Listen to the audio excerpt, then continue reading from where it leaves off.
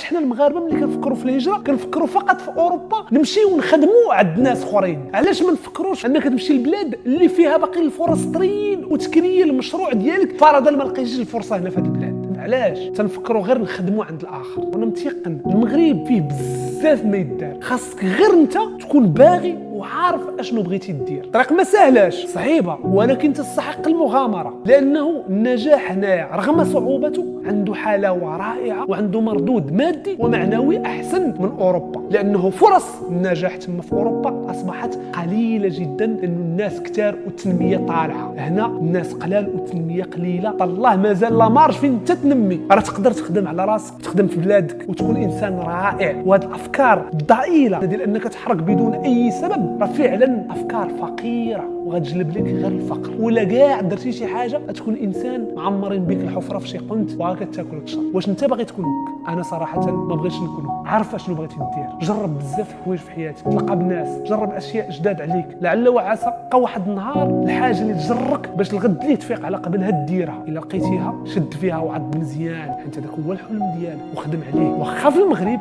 راك غادي توصل الا بغيتي. تهلا.